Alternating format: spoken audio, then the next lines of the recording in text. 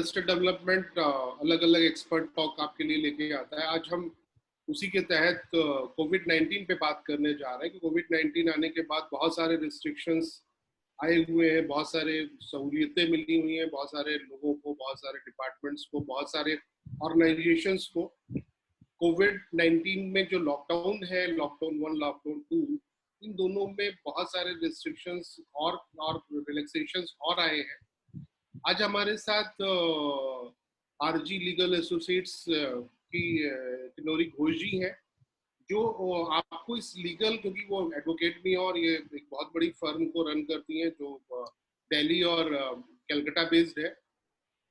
आपके फादर भी supreme court में प्रैक्टिस करते हैं, वो भी इसका पार्ट है। तो आज हम बात करेंगे कि इस लॉकडाउन में जो भी रिलैक्सेशंस किन किन लोगों को दिए गए हैं, ये कोविड-19 है क्या, इस लॉकडाउन को जो लोग नहीं फॉलो कर रहे हैं उन पे क्या जो है वो अगर लीगल एक्शंस उन पे क्या हो सकते हैं। इसके अलावा सुप्रीम कोर्ट के कुछ डिसीजंस आए हैं, हम उस पर भी बात करेंगे। इसके अलावा जो हमारे मेडिकल के जो लाइफ प्रोटेक्शन इक्विपमेंट्स हैं, हम उस पर भी बात करेंगे। तो अलग अलग चीज़ों पे हम बात करेंगे और खासकर उस चीज़ पे बात करेंगे जो अभी लोग अनअवेयर हैं। बहुत सारी चीज़ें अभी ऐसी हुई हैं जो 20 तारीख से लागू होंगी, और क्योंकि ये लॉकडाउन में जो भी हम घर में बैठे हुए हैं, पूरा सिस्टम रुका हुआ है, तो फाइनेंशियल क्राइसिस है, ये बहुत बड़ा फाइनेंशियल क्राइसिस है। इस टाइम गवर्नमेंट के पास रेवेन्यू के सारे सोर्सेज रुक गए हैं।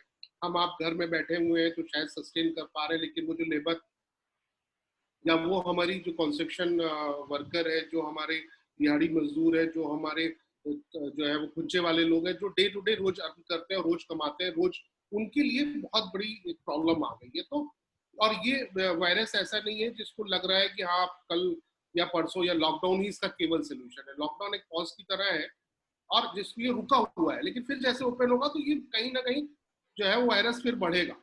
तो हम दोनों चीजों को कैसे मॉनिटर करें कि जो है वो लॉकडाउन होते हुए भी धीरे धीरे चीजों को, जहाँ पे जिन शहरों में, जिन स्टेट्स में जहाँ पे अभी इतने कोविड-19 के केसेस नहीं है, तो फेज वाइज इसको ओपन करें, सर्विसेज वाइज ओपन करें। तो ऐसा गवर्नमेंट ने किया है।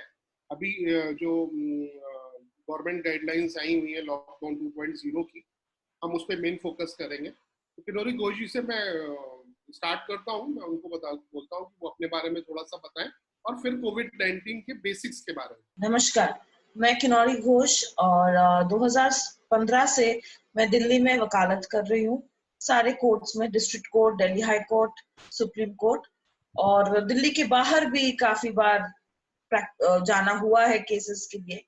और मैं प्राइमरीली क्रिमिनल साइड और मैट्रिमोनियल साइड और पॉलिसीज को लेके काम करती हूँ। तो ये कोविड-19 एक ऐसी बीमारी है जो ना जात पात, ना धर्म, ना ऊंच नीच, ना इनकम को देखते हुए लोगों को अटैक कर रहा है, ऐसा नहीं। वो जैसे हमारे प्रधानमंत्री जी ने कहा, ये वैश्विक बीमारी है, ये ग्लोबल, इट्स ग्लोबल डिजीज जो हर किसी को अटैक कर रहा है।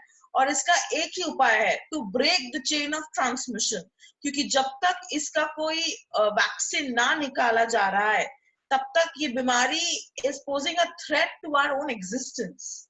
ये सबको पकड़ रहे हैं। और आज सुबह ही मैं न्यूज पे देख रही थी, धारावी जैसे स्लम में, जो मुंबई का सबसे बड़ा स्लम है, उस स्लम में कोविड-19 केसेस का काउंट 100 हो गया है।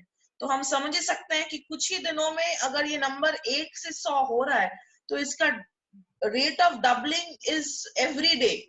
एंड इसीलिए सरकार ने लॉकडाउन लाए हैं और काफी विरोध भी हो रहा है कुछ कुछ जगह। देखिए, इतनी बड़ी आबादी है, इतना बड़ा देश है, 1.33 million people, billion people stay here. So थोड़ा दिक्कत तो होगी, पर हमारी सरकार पूरी तरीके से कोशिश कर रही है। सिर्फ आज से नहीं, ये केस, कोविड-19 का पहला केस वुहान में पकड़ा गया था दिसंबर फर्स्ट वीक में, और भारत सरकार ने जनवरी से ही बहुत सारे स्टेप्स लेना शुरू कर चुके थे। फर्स्ट स्टेप लिए थे भारत सरकार ने 20 जनवरी को। तो ये बात है। और प्रॉब्लम ये है कि ये कोई जानी पहचानी बीमारी नहीं है जिसको आइडेंटिफाई करके हमारे मेडिकल डॉक्टर्स या नर्सेस इसको फाइट आउट करें। ये एक बीमारी है जो नहीं है हमारे लिए, जिसको हमें पता ही नहीं है कि किसके साथ हम लड़ रहे हैं। तो इसीलिए थोड़ा बहुत दिक्कत हो रही है। इसीलिए हमारी सरकार एक एक करके कोशिश कर रहे हैं कि फिर से जिंदगी नॉर्मल पे आए, फिर से लॉकडाउन उठे, पर ये सेक्टर वाइज करना जरूरी है, क्योंकि एक साथ अगर फिर से लोग इकट्ठा हो जाए तो ट्रांसमिशन की रेट बहुत ज्यादा होगी और फिर से सेकेंड वेव आने की चांसेस है। लॉकडाउन 1.0 आया था, जब सबसे पहले लॉकडाउन आया था, तो हम उस पे बहुत सारे लोगों को ये लग रहा था कि नहीं सिर्फ मेडिकल सर्विसेज या कुछ एसेंशियल सर्विसेज ही अलाउ है। जी लेकिन उसके उसके बाद जो है वो लॉकडाउन के जो है वो बेनिफिट्स को देखते हुए सारी स्टेट गवर्नमेंट ने रिक्वेस्ट की और ये लॉकडाउन जो है लॉकडाउन जी 0.0 आया। जी पहले हमारे मोदी जी ने कहा था कि जी है तो जहान है, फिर उन्होंने कहा कि जी है और जी जहान भी है। तो जी दोनों चीजों को रखते हुए ये अभी आपको कैसे लग रहा है कि ये जो लॉकडाउन है अगर लोग इसको ब्रेक कर रहे हैं बहुत सारी जगह पे, जैसे हमारी ये जमात जो है वो इसने बहुत सारा आज की डेट में अगर हम बात करें तो ऑलमोस्ट 50% जो है वो जी जी जी की वजह से है।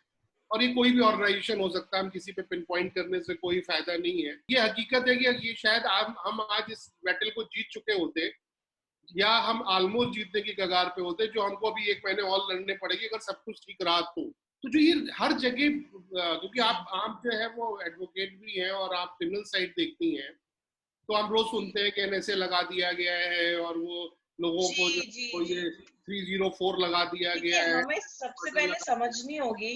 ये कुछ हो नहीं रहा, मतलब ये लॉकडाउन ब्रेक करने से गवर्नमेंट लीगल एक्शन कहां तक ले सकती है, इसको जरा फेज वाइज बताइए। मतलब मिनिमम और मैक्सिमम एक्सटेंट तक कहां पे जा सकती है, लोगों को जी, थोड़ा सा करना चाहिए। इंडिया में दो तरीके के लॉ है कोई भी वैश्विक बीमारी को लड़ने के लिए, कोई भी एपिडेमिक को लड़ने के लिए। जो पहला कानून था, जो पुराना भी है, वो है एपिडेमिक डिजीज एक्ट। और जो नया कानून है वो सन 2005 में लागू हुई थी, disaster management act. Now epidemic diseases act का एरिया बहुत छोटा है, और बात यह है कि हम संविधान जो हमारे हर भारतीय के लिए बहुत अहम होता है, और this is the main book जिसके हिसाब से सारे कानून लागू होते हैं, सब कुछ होता है, हमारे मौलिक अधिकार, हमारे ड्यूटी, सब कुछ इंस्क्राइब्ड है। उसमें 3 तरीके की लिस्ट है, क्योंकि हमारा फेडरल स्ट्रक्चर है। हर स्टेट का स्टेट गवर्नमेंट या यूनियन टेरिटरी गवर्नमेंट होता है, और एक सेंट्रल गवर्नमेंट होता है जो सब कुछ देखभाल करता है। उसके हिसाब से पब्लिक हेल्थ स्टेट लिस्ट में आता है, और सेंट्रल गवर्नमेंट के पास इसका कोई पावर नहीं है कि वो इस बात पे कोई भी लॉ लेके आए। पर since covid is a national disaster, an epidemic, तो इसीलिए भारत सरकार को, ताकि हर जगह हर स्टेट में एक ही कानून लागू हो, ताकि हर स्टेट में लॉकडाउन इंप्लीमेंट हो जाए, इसीलिए जनता कर्फ्यू डिक्लेयर हुई पहले, ताकि लोगों को इकट्ठा लाया जाए कि मानने के लिए कि ये बीमारी सिर्फ और सिर्फ घर में रहने से ही फैलना बंद हो सकता है। उसके बाद 23 मार्च को पीएम साहब ने हमारे लॉकडाउन लागू किया। लॉकडाउन लागू किया है डिजास्टर मैनेजमेंट एक्ट के तहत। ये एक सेंट्रल गवर्नमेंट एक्ट है, और इसके एक सेक्शन है, सेक्शन 72।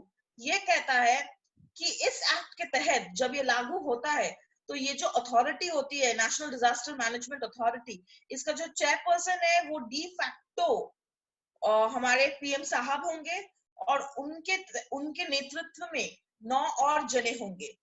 तो ये एक्ट लागू होने पे सेक्शन 72 के तहत स्टेट गवर्नमेंट के अगर कुछ और नियम या फिर कुछ और गाइडलाइंस हो, वो सारे खारिज हो जाएंगे, और सिर्फ यही एक्ट के तहत जो जो गाइडलाइंस और ऑर्डर्स इशू होंगे वही लागू होंगे। ये करना बहुत जरूरी था, क्योंकि हमें ये समझना होगा कि अगर लॉकडाउन डिक्लेयर हुआ है तो सिर्फ दिल्ली में या यूपी में या गुजरात में करने से फायदा नहीं है, क्योंकि ये बीमारी जितना बैंगलोर में फैल रहा है, उतना हिमाचल में फैल रहा है, उतना कश्मीर में फैल रहा है।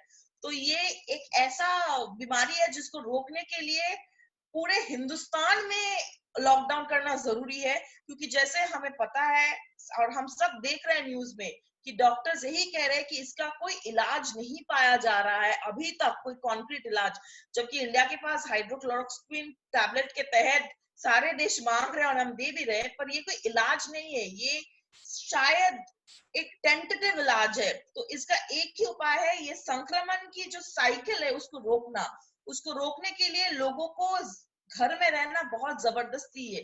हमें ये समझना होगा कि ये कोई पनिशमेंट नहीं दिया गया है हम पे, ये हमारी जिंदगी अगर जान होगी तो ही कल जाके इकोनॉमी बचाएंगे। अगर जान ही नहीं है तो क्या इंडस्ट्री रन करेंगे और क्या स्टार्टअप रन करेंगे। जिंदा रहना बहुत जरूरी है, तो इसीलिए घरों में रहना बहुत जरूरी है। अभी बात एकदम सही है, जिंदा रहना जरूरी है। और ये अच्छा आपने बताया कि हम जो नेशनल डिजास्टर एक्ट 2005 के तहत प्राइम मिनिस्टर के पास डिजास्टर मैनेजमेंट एक्ट का नाम है डिजास्टर मैनेजमेंट एक्ट के अकॉर्डिंग सारी पावर जो है वो प्राइम मिनिस्टर को वेस्ट हो जाती है। इसी के तरीके से प्राइम मिनिस्टर जो है वो सारे स्टेट्स को गाइडलाइंस जारी करता है। जब हमारा फर्स्ट लॉकडाउन और हुआ, हमने ये देखा है कि रिसेंटली मीटिंग के बाद सारे स्टेट्स ने रिक्वेस्ट भी किया है कि इसको एक्सटेंड किया जाए। उसके बाद ही पीएम साहब फिर से हमारे पास आके हमें बोला है कि प्लीज हमें सहायता करिए, जो कि सही भी है। जो लीगल एक्शन होता है वहां पे जो आईपीसी है वो लग रही है, वो जो कानून का उल्लंघन कर रहे हैं वो स्टेट सब्जेक्ट है। तो स्टेट गवर्नमेंट अपने अकॉर्डिंग वो जो है वो जो लॉकडाउन को ब्रेक कर रहे हैं वो जैसे डिजास्टर मैनेजमेंट एक्ट के तहत भी section 51 to section 60 criminal action लिया जा सकता है। उसमें वो पिनल प्रोविजंस है। उसमें सेक्शन 51 जो है उसमें ये एक्ट में साफ साफ लिखा है कि अगर जो गवर्नमेंट ऑर्डर्स है वो ना माना जा रहा है, somebody is defying it, defying मतलब जो नहीं सुन रहे, उनको 1 साल, और अगर वो ना सुनते वक्त किसी को अटेम्प्ट ऑफ मर्डर हो जाए, किसी और इरिपेरेबल डैमेज हो जाए, मौत हो जाए या कोई डैमेज हो जाए विच इज बियॉन्ड रिपेयर, तो उनको 2 साल तक की सजा और फाइन हो सकती है। तो ऐसा नहीं है कि डिजास्टर मैनेजमेंट एक्ट सिर्फ डिजास्टर को मैनेज करने के लिए है, इसमें फाइनेंशियल पावर्स भी बहुत है। जो हमारा फंड है डिजास्टर फंड, जो इंडिया में बहुत सालों से है, वो फंड भी डायरेक्टली प्राइम मिनिस्टर के पास पावर आ जाता है। उस फंड से लोगों तक एसेंशियल गुड्स पहुंचाना, खाना, जो कि हम देख रहे हैं कि अभी मैं जब बात कर रही हूँ मेरे घर के ऑपोजिट ही मैं देख सकती हूँ, पुलिस आके हर हफ्ते खाना दे रहे गरीबों को। मेरे घर के ऑपोजिट ही कुछ कैंप्स हैं। तो ऐसा नहीं कि काम नहीं हो रहा है, पर थोड़ा धीरज रखना होगा।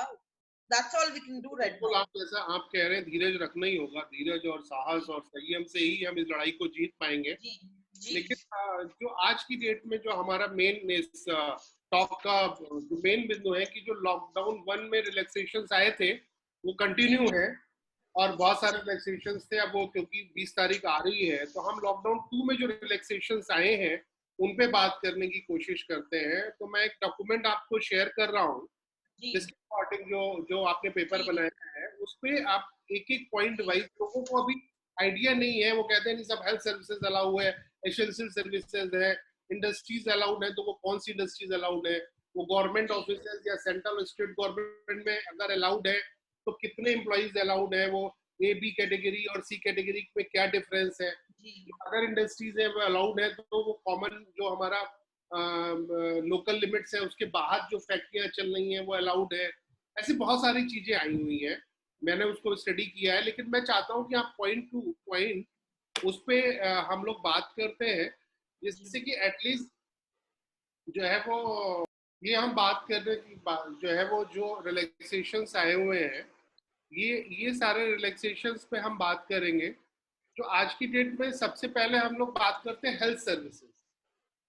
हेल्थ सर्विसेज में क्या कंटेन होता है, मतलब क्या क्या अलाउड है, क्योंकि अभी ये बहुत कंफ्यूजन है कि जो हमारे हॉस्पिटल्स हैं जो अदर दिन, क्योंकि कोविड-19 के अलावा जो लोग हैं वो जो और किसी बीमारी से परेशान है वो अभी क्लिनिक्स बंद है, अभी जो छोटी डिस्पेंसरीज है वो बंद है, सिर्फ मेडिकल शॉप्स या जो कोविड हॉस्पिटल्स है या गवर्नमेंट हॉस्पिटल्स खुले हुए हैं। तो ये हेल्थ सर्विसेज में क्या जो है वो क्या इस बार जो लॉकडाउन 2 से क्या एडिशनल क्या आने जा रहा है? अभी जो 20th से लागू होगी उसमें सारे जो भी स्मॉल नर्सिंग होम्स है, क्लिनिक्स है, या फिर आयुष के तहत जिनके पास क्लिनिक्स है, ऐसे बहुत सारे हैं जो लोकली आयुष प्रैक्टिस करते हैं, वो सब खुल जाएंगे 20 तारीख से जो लागू होगी। इसके अलावा वेटरनरी तो खुले थे, वेटरनरी भी खुला हुआ होगा।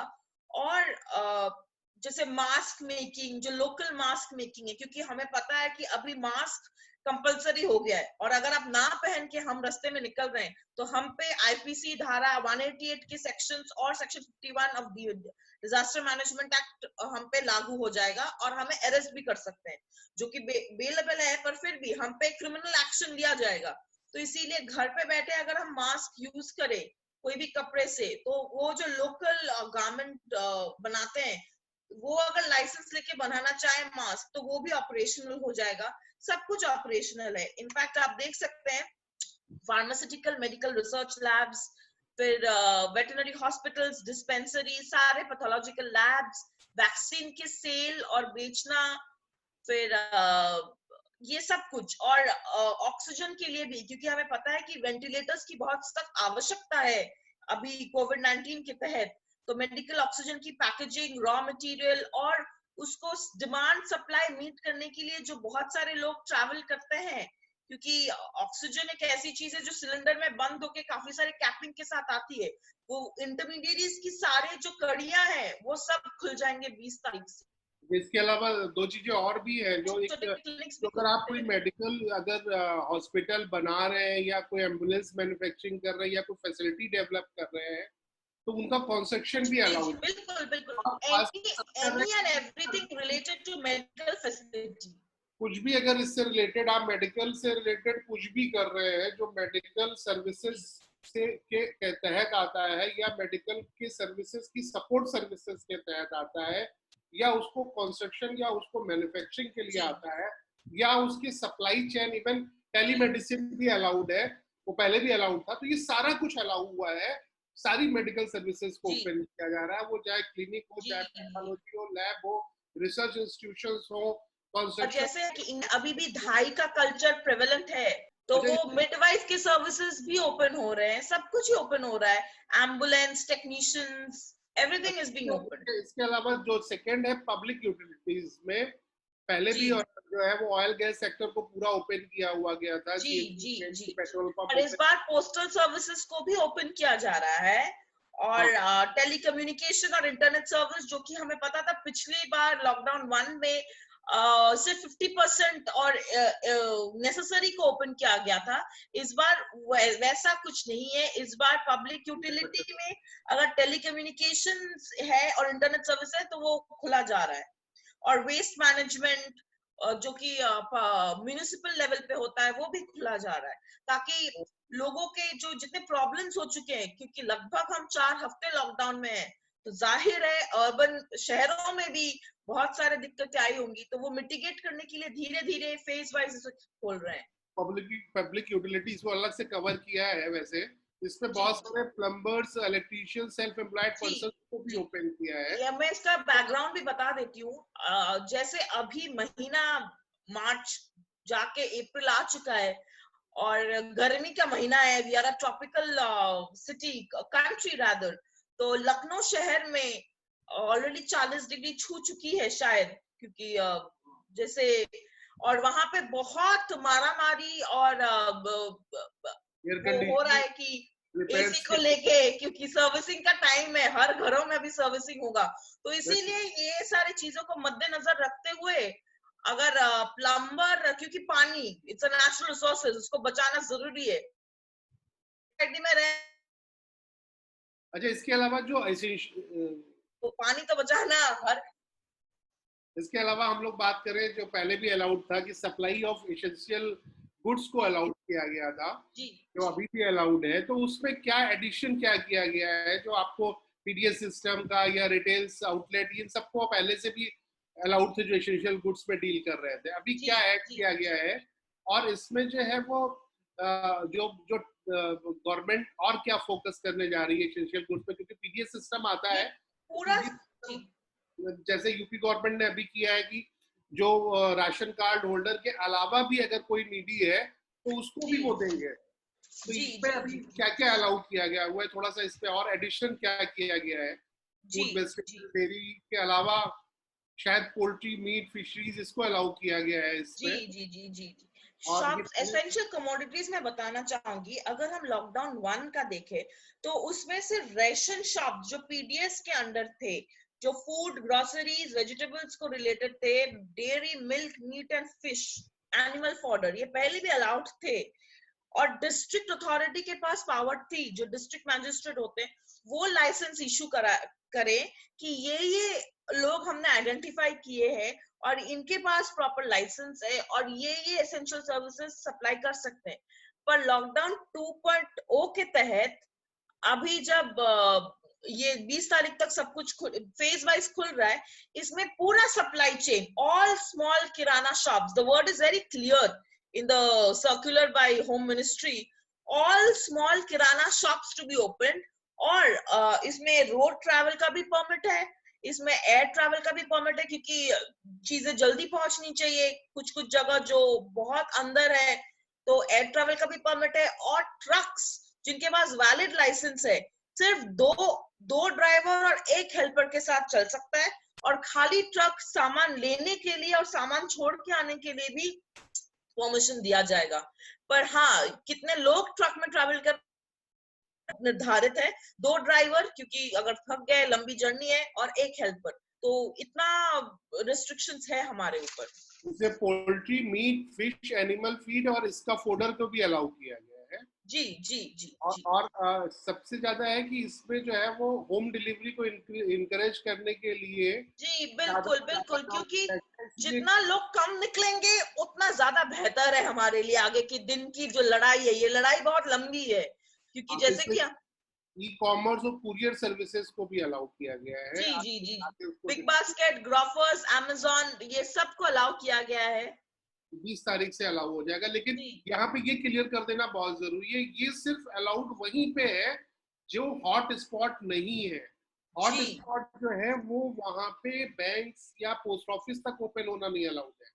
वहां पे जो है वो कोई भी वहां जो रह रहा है और वो यहाँ सर्विसेज दे रहा है। जी, ये जब सर्कुलर आई थी तब ये क्लियर था कि 20 तारीख तक ये चीजें लागू होगी उन्हीं जगह पे जिन जगह पे हॉटस्पॉट डिक्लेयर नहीं है और केसेस नहीं बढ़ रहे। अगर जैसे हम देख रहे हैं दिल्ली में आज शायद 66 हॉटस्पॉट्स हो गए, कल के हिसाब से काफी ज्यादा हो गए, तो ये नए हॉटस्पॉट एरिया में ये सब लागू नहीं हो सकती है, क्योंकि ये क्लियर था कि ये हॉटस्पॉट एरियाज में लागू नहीं होंगे। जो नॉन हॉटस्पॉट एरियाज है उनको धीरे धीरे करके खोलेंगे। अच्छा, हम कॉमर्शियल और प्राइवेट इंस्टीट्यूशन पे बात करें, सबसे इम्पोर्टेंट यही है, क्योंकि मैक्सिमम लोग इसी कैटेगरी में आते हैं जो कोई कॉमर्शियल या अपना प्राइवेट एस्टेब्लिशमेंट कर रहा है। तो अभी तक लोगों को यही पता है नहीं साहब, गवर्नमेंट को अलाउ किया गया है, प्राइवेट एस्टेब्लिशमेंट को अलाउ नहीं किया गया है। लेकिन मैं इसमें चाहता हूँ कि आप क्लियर करिए कि कौन कौन से प्राइवेट इंस्टीट्यूशन को अलाउ है, और थोड़ा सा इसको इन डेप्थ बताइए, जिससे कि लोग जान सके कि अगर वो उनका इंस्टीट्यूशन इस कैटेगरी में आता है तो वो अपने इंस्टीट्यूशंस को काम पे ला सकते हैं। जी, प्राइवेट सेक्टर में अगर हम देखें तो इसमें कारपेंटर आ जाता है जिनको लागू हुआ होगा, फिर इलेक्ट्रिशियन, मोटर मैकेनिक्स, गाड़ियां बहुत दिनों से खड़ी है, हवा निकल गई होगी, तो motor mechanics, plumbers, IT repairs, ये सब। इसके अलावा होटल्स, काफी होटल्स को खुला दिया गया है जिनमें टूरिस्ट या स्टैंडर्ड, ये पहले भी था, टूरिस्ट या स्टैंडर्ड पीपल है या फिर वो मेडिकल पर्पस से यूज हो रहा है, वो भी है। इसके अलावा जो सिक्योरिटी हाउसेस है, जो प्राइवेट सिक्योरिटी सर्विस देते हैं ऑफिसेस को या बड़े बड़े बिल्डिंग्स को गार्ड करने के लिए, वो सब पूरा खुला दिया गया है। कोल्ड स्टोरेज जो कि बहुत अहम है, और वेयरहाउस सर्विसेज एयरपोर्ट में, सी पोर्ट्स में, रेलवे स्टेशंस में, और इनकी जो पूरी लॉजिस्टिक चेन है इनको पूरा खोल दिया गया है, क्योंकि ये कहीं ना कहीं अगर हम देखें तो एसेंशियल सर्विसेज से रिलेटेड है। और तो इसके अलावा मैं थोड़ा इन डेप्थ इसको पढ़ देता हूँ। सबसे पहले प्रिंट और इलेक्ट्रॉनिक मीडिया को अलाउ किया गया, तो जो पहले भी अलाउड था। इसके साथ डीटीएच और केबल सर्विसेज को और ऐड कर दिया गया है। जी जी, IT and IT enabled services को अलाउ किया गया है, लेकिन उनकी सिर्फ 50% मैन फोर्स के साथ। जी, government approved common service centres जितने एट ग्राम पंचायत लेवल, जो भी government approved common facilities centres गांव-गांव में बने हैं, जिनको हम लोग पीएससीज कहते हैं, वो बहुत सारी तरीके की सर्विसेज देते हैं, वो अलाउ है। सबसे बड़ी चीज जो है वो ई कॉमर्स कंपनी सारी अलाउड है, चाहे वो अमेज़न हो, फ्लिपकार्ट हो, कुछ भी जो भी ई कॉमर्स कंपनी काम कर रही थी जो पूरा बंद था, मतलब आप कोई भी मटेरियल मंगा सकते हैं ई कॉमर्स कंपनी के थ्रू, और उनके जो वैक्यूम है उनका ऑपरेशन भी अलाउड होगा, जो है वो नेसेसरी परमिशन उनको लेनी पड़ेगी। कुरियर सर्विस को अलाउ किया गया है क्योंकि उनका जितना ट्रांसपोर्ट होता है वो कुरियर सर्विस सब कुरियर से ही होता है। Right. Cold storage warehousing service अभी भी पैसेंजर एयर बंद है, और पैसेंजर जो बसेस फ्लाई करते हैं एक स्टेट से दूसरे स्टेट्स, वो बंद है। और गाड़ियां भी हम निकाल सकते हैं, उसमें भी रेस्ट्रिक्शंस लागू है। ड्राइवर के अलावा एक और बंदा अगर 4 व्हीलर है तो पीछे बैठ सकता है, क्योंकि ये हमें ये ध्यान रखना होगा कि ये पूरी बीमारी जो है, ये इसको रोकने की एक ही तरीका है, सोशल डिस्टेंसिंग। वो मैं क्लियर करता हूँ कि व्हीकल्स अगर आपका 2 व्हीलर है तो सिंगल पर्सन ही अलाउड, सिंगल पर्सन ड्राइवर। जी। 4 व्हीलर है तो आपको 2 लोग अलाउड है, एक जो है वो एक आगे और एक पीछे। जी। इसके अलावा जो मैं पढ़ रहा था आपको, जो डिपार्टमेंट को कोल्ड स्टोरेज और वेयर हाउसिंग सर्विसेज अलाउड है, including at ports, airport, railway station, container depots, individual units and other link to the logistic chain. इसका मतलब सारे स्टोरेज अलाउड है किसी भी तरीके का, क्योंकि ये जो ई कॉमर्स है पूरा स्टोरेज पे ही डिपेंड करता है। प्राइवेट सिक्योरिटी सर्विसेज मैम ने पहले ही बता दिया अलाउड है। Maintenance and upkeep to the office and residential complex, इसको भी, ये भी पूरा हाउस होल्डिंग जो आपको हाउस मेंटेनेंस सर्विसेज है वो अलाउड है। होटल्स और जितने लॉजेस, और ये पहले भी अलाउड थे लेकिन ये केवल मेडिकल या जो लोग इस लॉकडाउन के दौरान फंसे हुए उन्हीं के लिए अलाउड है emergency service. Travelling is still not considered safe in this era. Confusion है कि मेरा होटल अलाउड है, नहीं, आपको सिर्फ उन्हीं को रख जो पहले से रुके हुए हैं, या कोई गवर्नमेंट आपको एजेंसी में आपके होटल को लेती है तो आपका होटल वर्किंग के लिए अलाउड है। ठीक है, establishment use for year mark for the, जो है वो इन जो भी सर्विसेज इनकी फैसिलिटीज के लिए अगर हम लोग बात करते हैं तो वो अलाउड है। जो क्वारंटाइन रखे गए हैं उनके लिए, क्वारंटाइन में रखे गए उनके लिए जो भी एस्टेब्लिशमेंट है वो सारे लोग अलाउड है। Services provide by the self employed person, जो पहले बता चुके हैं, electrician, AC repair, IT repair, plumbing, कुछ भी किसी तरीके की भी अगर मेंटेनेंस सर्विसेज में जो सेल्फ एम्प्लॉयड लोग हैं वो अलाउड है। तो इस हिसाब से अगर हम देखते हैं तो बहुत सारे कॉमर्शियल ऑर्गेनाइजेशंस को 20 तारीख के बाद अलाउ किया जा रहा है, प्राइवेट ऑर्गेनाइजेशंस को, जिससे कि आपकी डे टू डे की प्रॉब्लम जो है वो सॉल्व हो जाएगी। लेकिन बहुत ध्यान रखिए, ये सारे कोल्ड स्टोरेज जो है ये कहीं ना कहीं एसेंशियल सर्विसेज से रिलेटेड है। पर हम आपको मैम मैं बताना जरूरी समझता हूँ कि बहुत जरूरत हो तभी सर्विसेज का यूटिलाइजेशन करें। जी बिल्कुल, वरना अभी भी सोशल डिस्टेंसिंग मेंटेन करें, घरों में रहे, मेंटेन रखें। जैसे अभी काम हुआ है कि वो जो पिज्जा बॉय था उसने जो है वो 27 लोगों को क्वारंटाइन में डाल दिया, तो आप भी हो सकते हैं अगर आपका सप्लाई करने चैन वाला एक भी अगर कहीं भी जो है वो कंप्रोमाइज, बिल्कुल जब भी उससे बात करें, जब भी वो बैग यूज करे, जब भी वो सामान ले, तो उसको या तो प्रॉपरली कहीं पे रख दे कुछ दिन के लिए, 72 घंटे एक नॉर्मल टाइम होता है, उसके बाद यूटिलाइजेशन करें, या प्रॉपरली सैनिटाइज करें। आपका जब उससे डिलीवरी बॉय से कोई सामान लेते हैं तो 2 बैगों का यूज करें, एक, और उसको भी 2 बैग यूज करने चाहिए, जिससे कि वो कॉमन एक उसके जो उसका टच है उसमें वो उससे अवॉइड हो सके। तो ये सारी सर्विसेज आपकी जो प्रॉब्लम्स है उसके सोल्यूशन है, लेकिन आपके एंटरटेनमेंट के लिए आपकी जरूरत को जबरदस्ती आप अपनी जरूरत इन चीजों से क्रिएट ऐसी अभी हमको वेट करना चाहिए। ये लड़ाई सिर्फ सरकार या डॉक्टर्स नहीं लड़ रहे हैं, ये लड़ाई हर एक इंसान लड़ रहा है, और हमें विजय हो के आना है इस लड़ाई में। अगर आपको अगर मेडिकल फैसिलिटी टेलीफोनिक मिल जाती है तो आप हॉस्पिटल न जाइए, आपके लिए बेहतर है। अगर आप कॉम्प्रोमाइज है तो दूसरे के लिए बेहतर है, आपको पता ही नहीं होगा कि आप कॉम्प्रोमाइज हो गए। अच्छा, आप इसके बाद आते हैं फाइनेंशियल सर्विसेज पे। बैंक्स पहले भी अलाउड थे, अभी आरबीआई ने जो है वो हमको करीब 3,82,82,000 करोड़ के आसपास जो है वो लाख करोड़ के आसपास जो है वो लिक्विडिटी दी है। तो अभी आरबीआई गवर्नमेंट अपनी तरफ से बहुत कुछ काम कर रही है जिससे बैंक्स लोन कर सके, उनके लिक्विडिटी प्रॉब्लम ना रहे। 2 फेजेस में उन्होंने अलग अलग हमको करीब जो है वो 3.5 प्लस जो है वो लाख करोड़ का पैकेज दिया है। तो ये सबके साथ साथ उसको इम्प्लीमेंट करने के लिए बहुत सारी सर्विसेज को अलाउड भी किया है। तो वो सर्विसेज आप थोड़ा सा ब्रीफ करिए, फिर मैं बताता हूँ। देखिए वो सर्विसेज के लिए इसमें जो 2.0 में जो जो ओपन है, वो सारे banks, IT vendors, ATMs, bank में सारे ऑफिसर्स, सब कुछ ओपन है। और सेबी के जो भी एक्सचेंज में जो मार्केट में जो भी लोग हैं, जो भी ऑफिसर्स है, वो सब ओपन है, क्योंकि मेरे ये मेरे फाइनेंशियल। हिसाब से पूरा फाइनेंशियल सेक्टर को ओपन कर दिया जी गया है, जी जी चाहे वो इंश्योरेंस कंपनी हो, जी जी, आरआईआई की तरफ से जितना आता है, सब कुछ ओपन हो गया। सब सर्विसेज है वो सारा, जितना गांव में छोटी जगह पे बीसी सर्विसेज होती है वो सारी अलाउ कर दी गई है। जी इतना जो है वो डीपीटी पूरा हमारा जो डेप टर्मिनल है वो पूरा उसकी फंक्शनिंग अलाउ कर दी गई है। एटीएम पहले से अलाउड थे। आईटी सर्विसेज जो बैंक को दे रहे हैं वो सारे अलाउ हो गए हैं। एटीएम को जो फंड जो जो फीड करते हैं वो पहले से अलाउड थे। बैंकिंग सेक्टर पूरा पहले से ही काम कर रहा था।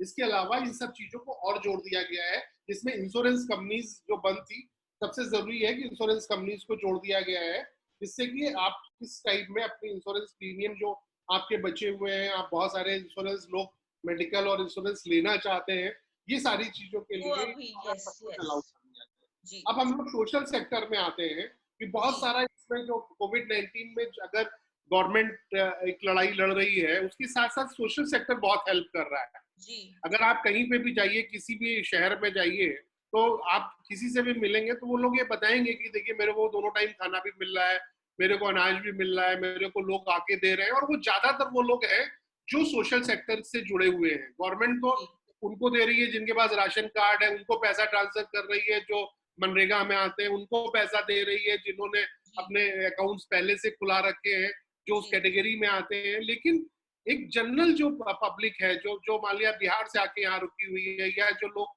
सफाई कर्मी है, या जो लोग मेडिकल वालों को भी सर्विसेज जो है वो सोशल सेक्टर दे रहा है। तो जी सोशल सेक्टर में क्या क्या चीजें आती हैं और सोशल सेक्टर में क्या क्या जी ओपन है, ये थोड़ा सा इसमें आप जरा सा बताइए। जी।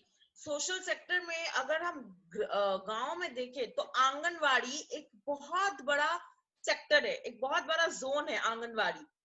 ओ, तो अभी सरकार ने क्या किया है, इस आंगनवाड़ी में हर 15 दिन में, यानी हर 2 हफ्ते में एक बार खाना दिया जाएगा। पूरे जो भी वहां पे मेंबर्स है, सबको ये खाना दिया जाएगा। इसके अलावा भी फ्रीडम फाइटर्स पेंशन में जो भी लोग एंटाइटल्ड है, वो सब खुल दिया गया है।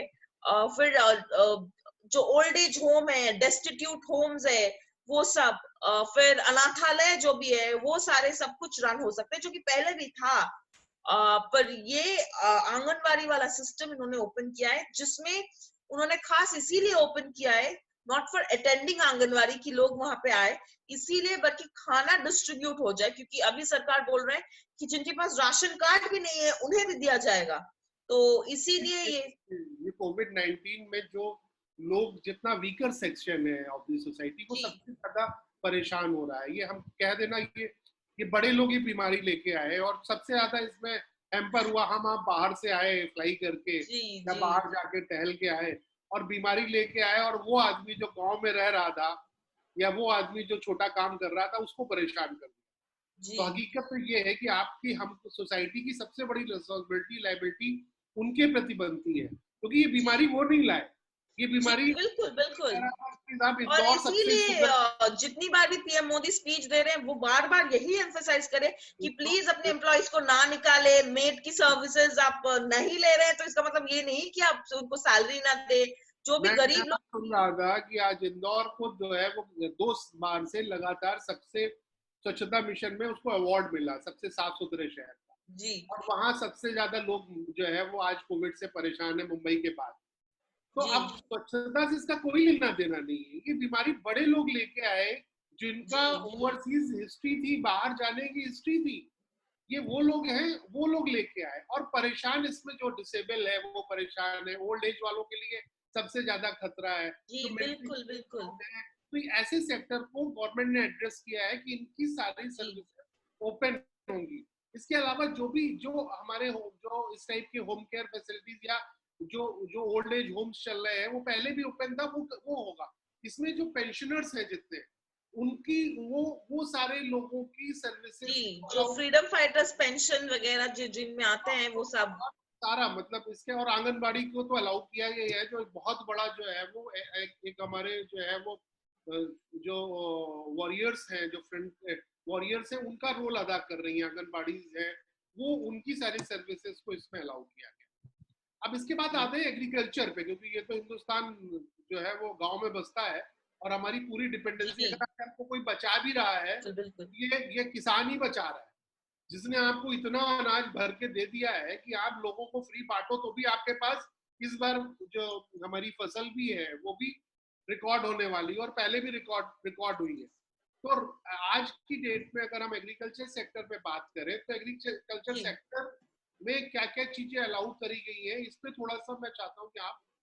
जी अभी ये जो सीजन है, ये हार्वेस्ट का सीजन है, तो सारे एग्रीकल्चरल एक्टिविटीज और हॉर्टिकल्चरल जो एक्टिविटीज है, जो फल उगाने के लिए होता है, वो सब ऑपरेशनल हो जाएगा। पूरा फार्मिंग ऑपरेशंस, फार्म रिलेटेड जितने भी ऑपरेशंस होगा वो सब अलाउ हो जाएगा।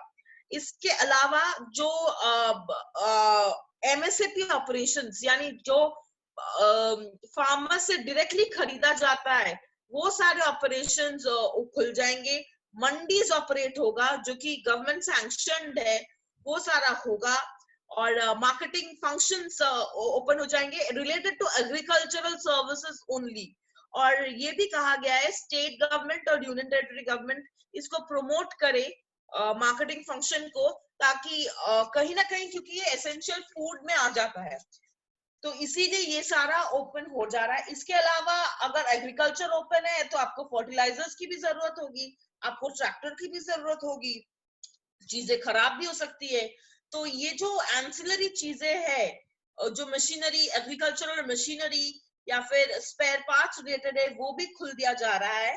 इसके अलावा इंटर और इंट्रा स्टेट, क्योंकि ये हार्वेस्ट का समय है, जैसे ही मैंने कहा है, इसमें नए बीज बोए जाएंगे, तो उसके लिए इंटर और इंट्रा स्टेट जो ट्रैवल जरूरी है वो भी खोल दिया जाएगा 20 तारीख के बाद।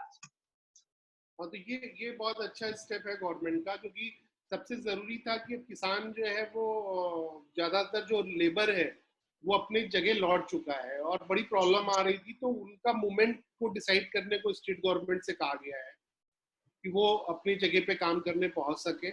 उसके अलावा लोगों ने ट्रैक्टर्स की परचेज बहुत हुई, क्योंकि लेबर की दिक्कत थी, तो लोग ट्रैक्टर्स या रिपेयर कराना चाहते हैं, इक्विपमेंट खरीदना चाहते हैं, स्पेयर पार्ट्स लेना चाहते हैं, वो सारी शॉप्स को खोल दिया गया हुआ है। इसके अलावा फिशरीज को पूरा ओपन किया गया है। फिशरीज को पूरा ओपन कर दिया गया है। इनफैक्ट सिर्फ इसके अलावा प्लांटेशन, जो भी हम लोग plantation, green house, poly house या कोई भी सर्विसेज प्रोसेसिंग की पैकेजिंग, जी और animal husbandry, life stock, fodder, ये सब कुछ ओपन किया, पोल्ट्री फार्मिंग, ये सब कुछ ओपन हो जाएगा, हो रहा है। बस थोड़ा सा रिस्ट्रिक्शन किया गया है, जो कॉफी, टी और प्लांटेशन है 50%। जी और जितना प्रोसेसिंग यूनिट है इसमें जो लगी वो भी 50% के लागू होगा, क्योंकि प्रोसेसिंग में जैसे हमें पता है जो चाय पत्ती उठा के फैक्ट्री में जाके प्रोसेस हो रहा है, जब वो पैकेज होता है तभी ज्यादा लोगों का जरूरत होता है, क्योंकि वो मशीन ऑपरेटेड होता है कंप्लीटली। सो बहुत सारे लोग बहुत डिपार्टमेंट्स में तहत होते हैं, तो उसको कंट्रोल करने के लिए ही, क्योंकि कम लोगों का निकलना जरूरी है, इसीलिए उसको 50% पे डाल दिया गया है कि 50% वर्क फोर्स के साथ ये सारे इंडस्ट्रीज लागू होंगे, शुरू होंगे। हाँ, अभी एजुकेशन सेक्टर पे आते हैं। अभी एजुकेशन सेक्टर को अलाउ नहीं किया गया है, लेकिन पर इसमें एक बहुत दिया गया है, ये एजुकेशन सेक्टर ओपन नहीं है। सबको टेंशन है कि जो स्टूडेंट है वही हमारा भविष्य है, और एज राइटली सेड, इसीलिए होम मिनिस्ट्री, प्रधानमंत्री के नेतृत्व में ये नया नोटिफिकेशन में देखेंगे आप, तो ये देखेंगे कि ऑनलाइन कोर्सेज के लिए बहुत एम्फसाइज किया गया है। और हमें पता है कि बहुत सारे गांव में ऑनलाइन कोर्सेज के लिए लोगों के पास इंटरनेट सर्विस शायद नहीं होगी, लोगों को पता नहीं होगा कंप्यूटर कैसे ऑपरेट करते हैं।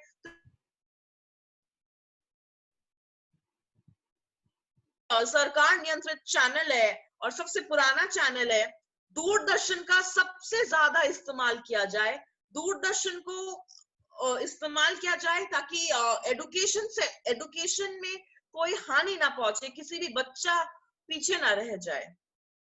अच्छा, ये बहुत अच्छा है। आप देखेंगे आजकल दूरदर्शन में तो उसमें स्वयं के और बहुत सारे ऑनलाइन क्लासेस आ रहे हैं, और जो जी बहुत जी अच्छे प्रोफेशनल्स के साथ टीच किए जी गए हैं, मतलब, और जी वो रेगुलर आप उसको देख सकते हैं। इसके अलावा सारे कॉलेजेस और स्कूल को कहा गया है कि वो ऑनलाइन टीचिंग की व्यवस्था करें जब तक फर्दर जी कोई नोटिफिकेशन नहीं आ जी जाता।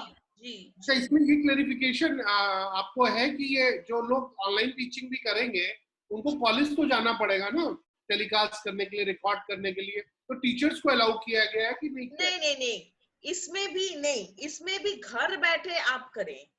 इसमें भी ऑनलाइन जो सुविधाएं है, ये आईटी रिलेटेड को इसीलिए एम्फोसाइज किया गया है कि अगर किसी टीचर को नहीं आ रहा है तो वो डेलीगेट करे, और आईटी रिलेटेड जो डिपार्टमेंट है वो कॉम्प्लीमेंट करे टीचर को, ताकि वो घर से ही पढ़ा सके, दूरदर्शन में डायरेक्ट टेलीकास्ट हो सके, क्योंकि वो सारा टेप्स है जो दूरदर्शन में चला के बच्चों को पढ़ाया जाएगा। तो ये आई रिलेटेड सर्विसेज काम होगा, किसी school colleges even for teachers भी बंद रखा जा रहा है। अच्छा, जैसे आप जानते हैं कि हिंदुस्तान की मनरेगा स्कीम बहुत इंपॉर्टेंट है, जी जहाँ जी जो, जी जो भी गांव में काम होता है, चाहे वो जी रोड का काम हो, चाहे वो जो है वो तालाब खोदने का काम हो, चाहे वो जी इरिगेशन जी से रिलेटेड हो, जी तो जी उसमें एक फिक्स वेजेज है जो अभी 201 रुपए कर दी गई है, और वो जी दी जाती है जो भी उस पे काम करते हैं गाँव के जी लोग। जी तो और गवर्नमेंट अपना बहुत बड़ा फंड इसके थ्रू रिलीज भी कर रही है। तो जी ये मनरेगा में अभी कोई चीज आई हुई है, जरा इसके बारे में बताइए। मनरेगा को खुल दिया गया है, पर विथ स्ट्रिक्ट सोशल डिस्टेंसिंग। जो भी वहां का नेतृत्व करेगा, जो लोकल काम हो रहा है, जो भी वहां का नेतृत्व करेगा, उनको ये ध्यान रखना होगा कि पूरी तरीके से इक्विप्ड है सारे वर्कर्स, हेड कैप्स, ग्लव्स और मास्क यूज किया जाए, और प्रॉपर एक मीटर या 3 मीटर की डिस्टेंस हर वर्कर मेंटेन किया जाए। और मनरेगा के सारे काम, क्योंकि जैसे हार्वेस्ट का सीजन है, ये इरिगेशन के काम ज्यादा से ज्यादा करे, ये एक गाइडलाइन में कहा गया है। जैसे कि आप देख सकते हैं, इसमें लिखा है कि maximum central government and state government schemes in irrigation and water consumption sector में be allowed and implemented with मनरेगा वर्क्स। तो ये इरिगेशन सेक्टर पे ज्यादा ध्यान दिया गया है। मेन मोटिव काम कराने के साथ साथ उन तक पैसा और फंड पहुंचाना है, जिससे कि वहां जी पे कोई उनको दिक्कतें ना आ सके जो जी गांव में लोग रह रहे बिल्कुल बिल्कुल हैं। बिल्कुल। इसके अलावा जो आपसे पहले भी बात की थी, मूवमेंट ऑफ जो गुड्स है, उसके बारे में काफी कुछ आया हुआ है चेंज, वो क्या है? जी, गुड्स में जैसे कि मैंने कहा, एयरपोर्ट्स ओपन रहेंगे, रेलवेज ओपन रहेंगे, only for goods and carriages, not for हम लोगों की बाहर निकल के वेकेशन लेने के लिए। ये ध्यान रखना बहुत जरूरी है कि ये सिर्फ एसेंशियल टाइम है और गुड्स के लिए ये ओपन रहेगा। इसके अलावा सी पोर्ट्स या फिर इनलैंड पोर्ट जो भी होगा, गुड सर्विसेज के लिए होगा, और इस लैंड पोर्ट्स भी खुलेगा। मूवमेंट ऑफ ट्रक्स, जो कि मैं पहले भी बता चुकी हूँ, मूवमेंट ऑफ ट्रक्स ये इंटर स्टेट भी अवेलेबल है और इंट्रा स्टेट भी अवेलेबल है, सिर्फ 2 ड्राइवर और एक हेल्पर के साथ, विद वैलिड लाइसेंस और वैलिड कागजात। कागजात होना बहुत जरूरी है कि आप किस लिए जा रहे हैं, कि खाली ट्रक ऐसे ही अप्लाई नहीं हो सकता रास्ते में। खाली ट्रक तभी अप्लाई होगा जब आपके पास कागजात है कि या तो आप सामान लेने जा रहे, उठाने जा रहे हैं, या छोड़ के आ रहे हैं, तो तभी आप चल सकते हैं। तो ये कागजात बहुत इंपॉर्टेंट है, जो कि डिस्ट्रिक्ट मैजिस्ट्रेट का ऑफिस से हमें मिल रहा है। और पुलिस काफी सख्ती बनाए रखी है, जैसे कि आपने शुरुआत में कहा कि एनएसए लागू हो रहा है, जो कि एक डेटरेंट मेजर है। गवर्नमेंट को एक डेटरेंस थियोरी अडॉप्ट करना पड़ रहा है, लोगों को ये बताने के लिए कि प्लीज ना निकलिए, तो इसीलिए ये सारे मेजर्स अडॉप्ट हो रहे हैं। बहुत अच्छा। ये है कि सारे ट्रांसपोर्ट व्हीकल्स अलाउड है, लोग इसका मिस यूटिलाइजेशन ना करें ट्रांसपोर्ट करने में आदमियों को, लोगों को। इसीलिए उसमें रिस्ट्रिक्शन दिया गया है कि 2 ड्राइवर और एक जी क्लीनर के साथ है। खाली ट्रक्स भी अलाउड है, लेकिन वो खाली ट्रक्स के पास वैलिड कागज होने चाहिए कि वो या तो जी गुड्स को छोड़ के आ रहे हैं या वो लेने जा रहे हैं। इन लेने दोनों जा के रहे हैं। वैलिड कागज है, लेकिन उसमें 3 लोगों से ज्यादा की स्ट्रेंथ नहीं होनी चाहिए। और जी एक एक बहुत बड़ा, मैं यहाँ पे केवल मूवमेंट के लिए जरूरी नहीं है। हिंदुस्तान में शायद बहुत लोगों को आइडिया नहीं है कि हमारे सबसे बड़ा कलेक्शन सेंटर पेट्रोल पंप है जो टैक्स कलेक्ट करते हैं। क्योंकि जितने का जी पेट्रोल नहीं होता उससे ज्यादा तो टैक्स होता है। अगर ये जी व्हीकल का जी जी मूवमेंट नहीं होगा तो पेट्रोल और डीजल नहीं खर्च होगा, तो गवर्नमेंट के पास टैक्स कहाँ से आएगा? तो ये दोनों जी चीज जी के तरीके से अच्छा है कि कम से कम गवर्नमेंट के पास टैक्स आना शुरू होगा और एसेंशियल गुड्स का ट्रांसपोर्ट होना शुरू होगा। तो ये अच्छा स्टेप है। अच्छा, इसके अलावा इंडस्ट्रीज और जो जी इंडस्ट्रियल इस्टेब्लिशमेंट है, चाहे वो गवर्नमेंट के हो और चाहे वो प्राइवेट इस्टेब्लिशमेंट हो, इनको अलाउ किया गया है जो म्युनिसिपल लिमिट के बाहर अगर काम कर रहे हैं, जी और इसमें अलग अलग तरीके की यूनिट्स को अलाउ किया गया है। इसके बारे में थोड़ा सा बताइए। कमर्शियल और प्राइवेट एस्टेब्लिशमेंट के बारे में आप हाँ, बात कर रहे थे? इंडस्ट्रियल इंडस्ट्रियल इस्टेब्लिशमेंट, इंडस्ट्रीज को जो अलाउ किया गया अच्छा, है। इंडस्ट्री, जी जी जी जी जी जी जी जी जी हाँ जी। जैसे कि हमें पता है कि इंडस्ट्रीज बहुत ज्यादा इफेक्ट होगी, क्योंकि बिजनेसेस बंद किया जा चुका है, और सब कुछ, मैन्युफैक्चरिंग बंद है तो ट्रांसपोर्टेशन भी बंद है, तो सप्लाई भी बंद है। तो अभी धीरे धीरे करके जो खोल रहे हैं वो ये है, पहला जो उन्होंने खोला है, कोई भी इंडस्ट्री जो म्यूनिसिपल लेवल से बाहर हो, म्यूनिसिपलिटी लेवल से बाहर हो, जो कि गांव में हो, जैसे कोई बेकरी यूनिट है वो गांव में बसी है और म्यूनिसिपल लेवल से बाहर है, म्यूनिसिपलिटी लेवल के बाहर है, तो उसको खोल दिया गया है। उसके अलावा जो SEZ, जो स्पेशल इकोनॉमिक जोन्स में है, और जो एक्सपोर्ट ओरिएंटेड यूनिट्स है, उनको खोल दिया गया है इंडस्ट्रियल टाउनशिप्स में और इंडस्ट्रियल एस्टेट्स में।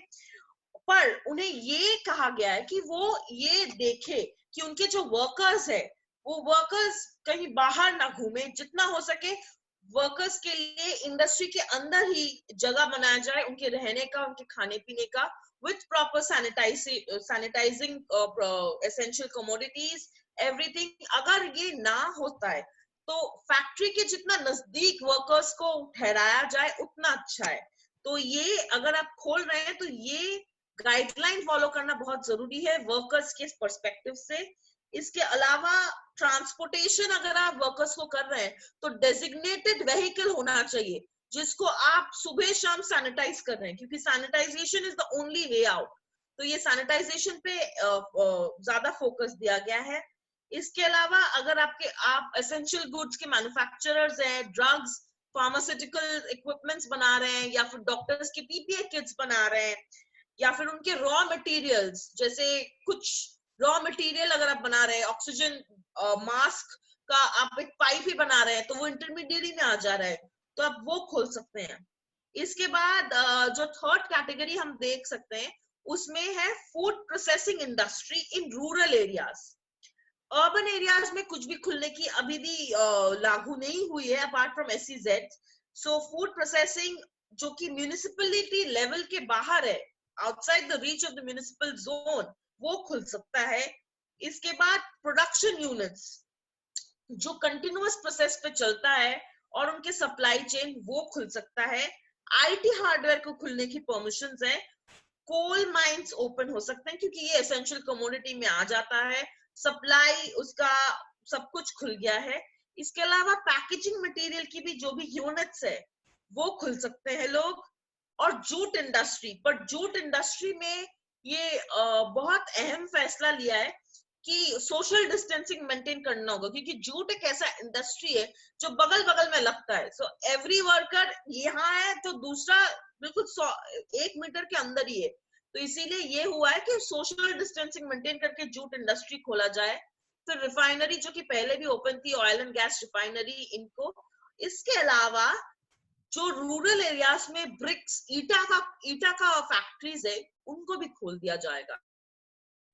हाँ, तो ये बहुत बड़ा सेक्टर अलाउ किया गया है जिसमें आपको, अगर हम फूड की बात करें जी तो प्रोसेसिंग सेक्टर ही अपने आप में बहुत है। पूरा हेल्थ और मेडिकल फार्मा पूरा वो अलाउ किया है। साथ में एसेंशियल गुड्स में जी जो भी आता है, जो आपने बताया पहले भी, एसेंशियल गुड्स को जो डिफाइन किया गया है वो सारा अलाउड है, लेकिन लोकल लिमिट के पास। और जी आपको वहीं पे लोगों को, वर्कर को रखना है। अर्बन लिमिट के बाहर, अर्बन लिमिट के बाहर जो भी रूरल एरियाज में, उनको ओपन किया गया। हाँ, लोकल जो भी शहर के अर्बन लिमिट्स है उसके बाहर जो भी एरिया है उनमें आप ये काम कर रहे हैं तो आप कर सकते हैं। बस आपको दो चीजों का ध्यान रखना है, प्रॉपर SOPs फॉलो करनी है, जी जो उसके लिए रिक्वायर्ड गवर्नमेंट की गाइडलाइंस है उसके अकॉर्डिंग, और उनको या तो अपनी फैक्ट्री में या नियर बाई जगह पे आप रखाएंगे। ये सारी यूनिट्स अलाउड है, और इनका ट्रांसपोर्टेशन और इनका जो है वो भी अलाउड है। ये बहुत अच्छी चीज रखी गई है, जिससे एटलीस्ट एक बहुत बड़े सेक्टर को इसमें रिलीफ मिलेगी और साथ साथ में लेबर को भी रिलीफ मिलेगी। लेकिन प्रॉपर एसओपीज फॉलो करना है और आपकी रिस्पॉन्सिबिलिटी है। अगर कोई भी आपका पेशेंट, आपका कोई भी वर्कर कोविड-19 से होता है तो आपको ही बताने की, समझाने की, पहुंचाने की, you are the responsible person. इसके अलावा सबसे ज्यादा जो प्रॉब्लम आ रही है वो कंस्ट्रक्शन लेबर की आ रही है जी। कंस्ट्रक्शन लेबर हमारा सबसे ज्यादा जो है वो खाली हो गया है आज के दिन। गांव से ज्यादातर लोग शहर में आते हैं और मैक्सिमम टाइम वो कंस्ट्रक्शन इंडस्ट्री में इन्वॉल्व रहते हैं। तो उसके लिए क्या क्या परमिटेड हुआ है, क्योंकि बहुत सारी इंडस्ट्रीज में कंस्ट्रक्शन अलाउड हो गया है, बहुत सारे जो है वो जो यूनिट्स है कंस्ट्रक्शन वो अलाउ हो गई है। तो ये क्या है और इसमें इससे लेबर को बहुत बेनिफिट मिलेगा, थोड़ा इसको एक्सप्लेन करिएगा। जी, कंस्ट्रक्शन ऑफ रोड्स जो कि एनएचआई के अंदर आता है, इसके अलावा इरिगेशन प्रोजेक्ट्स, बिल्डिंग्स और इंडस्ट्रियल प्रोजेक्ट्स इंक्लूडिंग एसएमईज, जो एमएसएमईज प्रोजेक्ट्स है वो सारा खुल दिया जाएगा, पर सिर्फ और सिर्फ रूरल एरियाज में जो कि सिटी लिमिट्स के बाहर है। और इसके अलावा रिन्यूएबल प्रोजेक्ट्स को खुल दिया जाएगा, और जो कि कंस्ट्रक्शन साइट्स है जिनमें घर बन रहे हैं या फिर कुछ बन रहा है, और ये इनमें वर्कर्स अगर आपके साइट में मौजूद है तो आप खुल सकते हैं, पर ये सब कुछ आउटसाइड सिटी लिमिट्स के ही होगा। सो ये बहुत बड़ा रिलीफ है अपने आप में ही, पर इसमें भी आपको एसओपीज फॉलो करने होंगे, प्रॉपर गाइडलाइंस फॉलो करने होंगे, और अगर कोई बीमार हो रहा है तो ये ओनर की रिस्पॉन्सिबिलिटी है, जो वहां का सुपरवाइजर है उनकी रिस्पॉन्सिबिलिटी है कि वो इमीडिएटली एक्शन ले।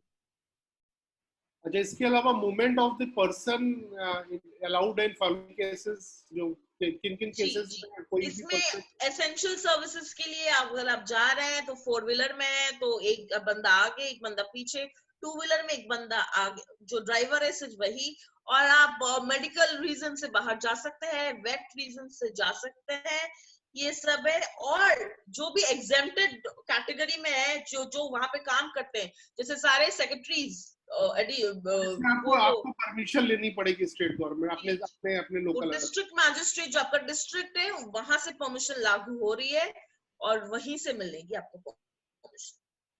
अच्छा, गवर्नमेंट ऑफ इंडिया और स्टेट गवर्नमेंट के ऑफिसेस को भी अलाउ किया गया है? जी, ऑफिसेस अलाउ किया गया है, पर यहाँ पे एक बहुत अहम बात है, ये जो मिनिस्ट्री के डिपार्टमेंट्स है वहां पे डेप्यूटी सेक्रेटरी लेवल से ऊपर लेवल तक की तो 100% अटेंडेंस चाहिए, पर उसके नीचे जो कि सबसे ज्यादा वर्कफोर्स है वहां पे सिर्फ 1/3, दैट इज 33% वर्कफोर्स अलाउड है, और मैंडेटरी नहीं है। ये मैंडेटरी नहीं है कि हर किसी को जाना है, 33% ओनली, और वो भी अगर जरूरत है, और ये बोथ स्टेट गवर्नमेंट और सेंट्रल गवर्नमेंट में सेम है। वो भी मैक्सिमम है कि आप 33%। मैक्सिमम, वही मैंने कहा कि अगर नेसेसरी है तो ही आप जाइए, अगर नेसेसरी नहीं है तो आप नहीं जाइए, घर से काम करिए। चलिए, बहुत अच्छा ये आपने पूरा बताया। इसके अलावा कुछ सुप्रीम कोर्ट का भी मतलब डिसीजंस आए हुए हैं जी जी जी, सुप्रीम कोर्ट ने बहुत अच्छे अच्छे कुछ सुओ मोटो डिसीजंस लिया है, जैसे कि ये देखा जा रहा है कोविड-19 जहां पे ज्यादा भीड़ है वहीं पे सबसे ज्यादा हो रहा है। तो इंडियन प्रिजन सिस्टम, ये प्रिजन्स में बहुत ज्यादा भीड़ है और इनमेट्स एक के साथ एक रह रहे हैं। तो सुप्रीम कोर्ट ने ये 23 तारीख को सुओ मोटो ऑर्डर पास किया है, और मेरे काफी सारे क्लाइंट ने इसके तहत एप्लीकेशंस भी फाइल की है कि जिनका भी सजा 7 साल या 7 साल से नीचे है उनको परोल, अगर वो कॉन्विक्टेड है तो परोल, अगर कॉन्विक्टेड नहीं है, अंडर ट्रायल है, तो उनको बेल दिया जाए, इंटरिम बेल दिया जाए, ताकि वो बाहर आए और अपने आप को कोविड-19 के शिकार ना होने दे। तो इसके तहत मेरे तो बहुत सारे क्लाइंट्स ने फाइल किया है, और ये पावर दिया गया है एक बोर्ड को, हाई पावर्ड कमिटी को, जो हर स्टेट और यूनियन टेरिटरी फॉर्म करेंगे, और इनमें कुछ पर्संस है जो लीगल सर्विसेज कमिटी के हेड जज हैं, वो जो हाईकोर्ट के जज होते हैं, हर स्टेट हाईकोर्ट का एक जज होता है डेजिग्नेटेड। इसके अलावा deputy secretary of the home ministry of every state, prison system के जो आईजी ऑफिशियल्स है वो, तो ये किया, और बहुत रिलीफ मिल भी रहा है, ऐसा नहीं, मुझे ही 3-4 रिलीफ मिल चुके हैं, क्योंकि सभी कोशिश कर रहे हैं कि जितना जल्दी हो सके ये प्रॉब्लम से बाहर आने के लिए। और मैं ये कहना चाहूंगी कि इंडिया एक ऐसा देश है जो ये स्टेप बहुत पहले ले चुका है, जबकि अमेरिका और इंग्लैंड अगर हम देखें अभी भी पीछे है ये स्टेप लेने में। हमको फॉलो और कर, जी वो अभी अभी हमको फॉलो कर रहे हैं। जी जी। और इसके अलावा सुप्रीम कोर्ट ने ये भी कहा है कि आप जो गरीब है उनके लिए फ्री कर दीजिए कोविड-19 के टेस्ट और ये सब काफी सारे चीजें अच्छा, इसके सुप्रीम इसके कोर्ट ने। अलावा ये बताएंगे, ये एनएसए बहुत चल रहा है, ये एनएसए क्या होता है? एनएसए लग जाने के बाद लोगों को क्या फर्क पड़ता जी ये एक डेटरेंट एक्ट है और है? ये काफी स्ट्रिक्ट एक्ट है, नेशनल सिक्योरिटी एक्ट। देखा जाए तो ये एक्ट टेररिस्ट के खिलाफ लागू होता है, जैसे अजमल कसाब के खिलाफ लागू हुआ था ये एक्ट। ये एक्ट इसीलिए लागू हो रहा है कहीं ना कहीं ये डेटरेंट थियरी के लिए, कि लोग फिर भी बात नहीं मान रहे, जबकि कि सरकार जानबूझ के तो लोगों को नहीं कह रहे कि आप घर पे बैठिए। तो इसीलिए ये एक्ट लागू हो रहा है। कहीं जगह इन्वेस्टिगेशन के बाद देखा जाएगा कि ये एक्ट सही है कि नहीं और मैटर ट्रायल पे जाएगा, पर अभी के लिए it's a deterrent theory for the government, there is no other way. तो इसीलिए चलिए, बहुत अच्छा लगा आपसे बात करके, जी और आपने बहुत इन डेप्थ हम लोगों को नॉलेज दी। जी हमारे व्यूवर्स जो हैं वो इससे जरूर बेनिफिटेड होंगे, क्योंकि ये हमारा जो यूट्यूब चैनल है एंटरप्रेन्योर लाइव है, हमारे पास जो भी लोग हैं वो ज्यादातर अपकमिंग एंटरप्रेन्योर्स हैं, एक्जिस्टिंग एंटरप्रेन्योर्स हैं। जी तो वो एंटरप्रेन्योर्स को ये बेनिफिट मिलेगा कि वो जाने किस इंडस्ट्री को ओपन किया गया है, उनके लिए क्या रिस्ट्रिक्शंस हैं। लेकिन दो चीजों को बहुत ध्यान रखना है कि अगर आपको अपनी इंडस्ट्री ओपन करनी है तो प्रॉपर एसओपी को फॉलो करना है, जी। आपको बेयर मिनिमम स्टाफ को अपने काम पे लगाना है। और मैं ये भी कहना चाहूंगी, अगर आप काम के लिए निकल रहे बिना मास्क के प्लीज मत निकलिए, आपके खिलाफ क्रिमिनल एक्शन लॉन्च हो सकती है और बहुत सारी दिक्कतें आएंगी। तो प्लीज मास्क पहन के और एसओपी मान के चलिए, इसमें आपका ही फायदा है। तो मास्क इसलिए जरूरी है, मैं तो ये कहूंगा ही नहीं कि कहाँ पे क्रिमिनल एक्शन लॉन्च होगा, क्योंकि जब आप ही नहीं होंगे तो एक्शन किस पे लॉन्च होगा? आपको अपनी सुरक्षा के लिए, बिल्कुल बिल्कुल। आप ये सोचिए, मास्क आप नहीं लगाएंगे तो आप ही नहीं रहेंगे जब तक एक्शन रहेगा। तो अगर जी आपको जी ये डर होगा तो आप मास्क जरूर लगाएंगे। तो आप अपने बिल्कुल को बिल्कुल। सुरक्षित रखिए, देश को सुरक्षित रखिए। हम ऐसे जी बहुत जी सारी टॉक्स लेके आपके पास आते रहेंगे। आज बहुत अच्छा लगा आपके नोरी घोष जी से बात करके, उनके इतनी एक्सपर्टाइज लीगल नॉलेज हमको मिली। लॉ 2.0 जो 20 तारीख से लागू होने वाला है, उस पे हमने ज्यादा फोकस किया। वैसे तो बहुत कुछ था, क्या डोंट्स हैं, क्या डूज है, क्या है, लेकिन ये सारा कुछ सोशल प्लेटफॉर्म पे बहुत कुछ अवेलेबल है। हमने आपको वो बात की है जो सोशल प्लेटफॉर्म पे अभी उतना अवेलेबल नहीं है, जो आपके लिए जरूरी है। 2 दिन के बाद जो है वो पार्शली लॉकडाउन ओपन हो रहा है।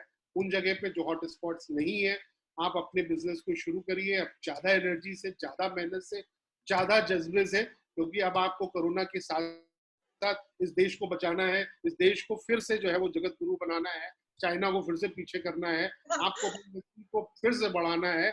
और जो है वो हम ऐसे नई नई टॉक लेके आपके पास आते रहेंगे। बहुत बहुत धन्यवाद, थैंक यू। आप किन्नौरी घोष जी, आपको भी बहुत बहुत धन्यवाद। Thank you sir, thank you.